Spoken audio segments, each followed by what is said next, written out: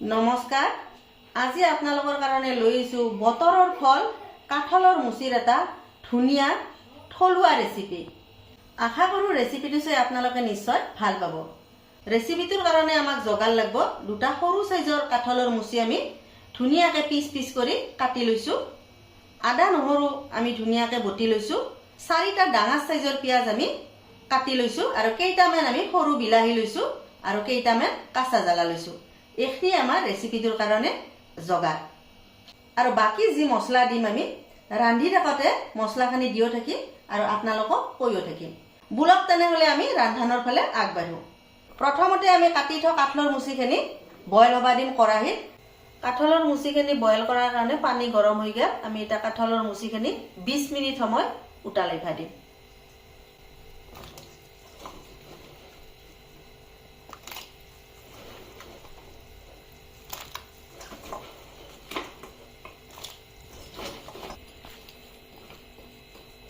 বিশ মিনিট সময় আমি এনেকে উতলিবা দিম। কাঠলৰ মুচিখিনি বইল কৰা হৈ গেল। আমি এটা কাঠলৰ মুচিখিনি কাঢ়ি লম।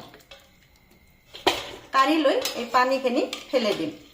পানীখিনি ফেলে দি আমি ডাইৰেক্ট ৰান্ধানৰ ফালে আগবাঢ়িম, কাৰণ আমি কাঠলৰ মুচিখিনি আগতে ধুই লৈ আছে। ইটা ধুবা লগা নাই। বুলক তেনেহলে ৰান্ধানৰ ফালে আগবাঢ়ো। আঞ্জা বানৰ কাৰণে আমাৰ কড়াহী গৰম হৈ গেল। আমি এটা তেল দিম। কাঠলৰ মুচি বানৰ কাৰণে তেল অলপ বেছিকে দিবা লাগিব। তেলখিনি গৰম হওক। কম পৰিমাণে একদম জিৰা লৈছো, এক টুকুৰ দালচেনি লৈছো, ইলাচি দুটা লৈছো, লং 4টা লৈছো। এইখিনি প্ৰথমতে দি দিম। অলপ ভাজি লম। কাটি থোৱা পিয়াজখিনি এটা দি দিম। পিয়াজখিনি অলপ ভাজি লম। ৰঙা পৰাক লগি অলপ ভাজি থাকিম পিয়াজখিনি। পিয়াজখিনি আমি ৰঙচুৱাকৈ ভাজি ললো। এতিয়া আমি দুটা তেজপাত দি দিম। তেজপাত দুটা অলপ ভাজি লম।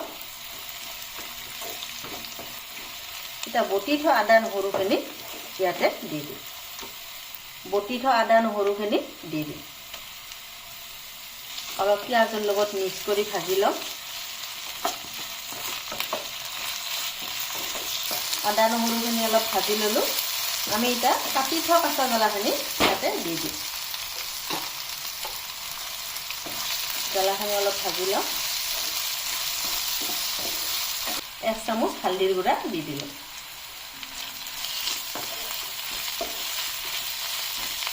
ইটা ইয়াতে দিম জিৰাৰ গুড়া 1 চামুচ আৰু লগতে দিম কম পৰিমাণে গৰম মছলা পাউডাৰ দি দিলোঁ। অলপ মিক্স কৰি লাৰি দিম। ইটা একেলগে এতে কাটি থোৱা বিলাহীখিনি দি দিম। বিলাহীখিনি দি দিম। এইখিনি কিছু টাইম ভাজি ল'ম যাতে বিলাহীখিনি গলি যায়।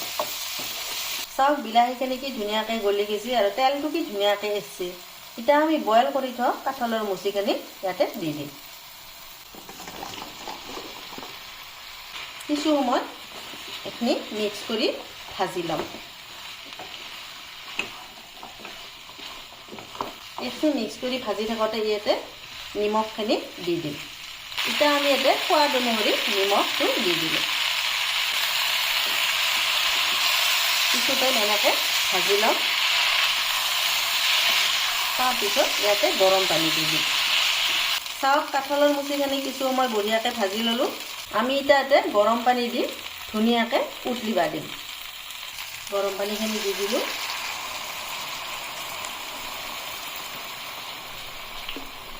কাঠলৰ মুচিখিনি সিজি যোৱাৰ কাৰণে কিছু সময় উতলিবা দিম। চাওক কালাৰ কি ধুনীয়া হৈছে আৰু গন্ধ ধুনীয়া গন্ধ হৈছে। চাওক আঞ্জাখন কি ধুনীয়াকৈ উতাল আহি গেল আৰু কাঠলৰ মুচিখিনিও ধুনীয়াকৈ সিজি গৈছে। চাওকচোন কি ধুনীয়াকৈ সিজি গৈছে। লাল দিয়ে একদম সিজি যায়। তো কাঠলৰ মুচিৰ আঞ্জা আমাৰ একদম ৰেডি। আমি এটা কাঁচা ধনিয়াৰ পাত অলপ দি দিম। আৰু বতৰৰ বস্তু কাঠলৰ মুচি আপোনালোকেও বানাই খাওক। ইটা বৰ্তমান বজাৰত কাঠলৰ মুচি পোৱা যায় আৰু গাঁৱৰ মানুহতো থাকেই কাঠলৰ মুচি। এইগিলা বতৰৰ বস্তু খাব লাগে। চাওকচোন কি ধুনীয়া হৈছে। আমি বেছি জোল কৰা নাই। চাওক আমি কি ধুনীয়া থপ থৈ পাহান কৰিছোঁ। ৰুটি দিও খাব পাৰি আৰু ভাতে দিও খাব পৰা যাব, যেনেকৈ খাই আপোনালোকে। কাঠলৰ মুচিৰ আঞ্জা আমাৰ খোৱাৰ কাৰণে একদম ৰেডি হৈ গ'ল। এইটোৱে হ'ল বতৰৰ ফল কাঠলৰ মুচিৰ এটা ধুনীয়া থলুৱা ৰেচিপি আপোনালোকক দেখালোঁ। যদি আপোনালোকে চাই ভাল পালা লাইক এটা কৰি দিব। আপোনালোকে এনেকৈ বানে খাই চাব। আজিৰ কাৰণে এৰিলোঁ দিয়ক। নমস্কাৰ।